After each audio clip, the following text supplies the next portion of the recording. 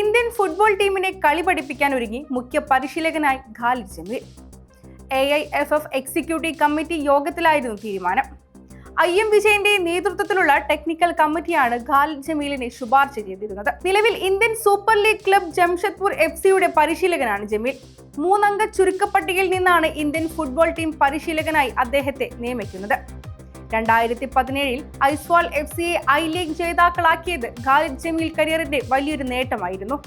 കൂടാതെ ISLൽ north east യുണൈറ്റഡിന്റെയും ജംഷഡ്പൂരിനെയും സെമിയിൽ എത്തിച്ചതും ഖാലിദ് ജമീൽ മുഖ്യ പരിശീലക സ്ഥാനത്തേക്ക് എത്തുന്നതിൽ സുപ്രധാന കാരണമായിട്ടുണ്ട്.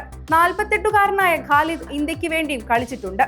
പുതിയ സാഹചര്യത്തിൽ ഇന്ത്യൻ പരിശീലകനാകും ഉത്തമമെന്ന നിലപാടിലേക്ക് AF എത്തുകയായിരുന്നു. Technical committee chairperson IM Vijayan, deputy chairperson Shabir Ali, അംഗമായ ക്ലൈമാക്സ് ലോറൻസ് അടക്കമുള്ളവർക്ക് ഖാലിദ് ജമീലിനെ നിയമിക്കണമെന്ന നിലപാടുണ്ടായിരുന്നു.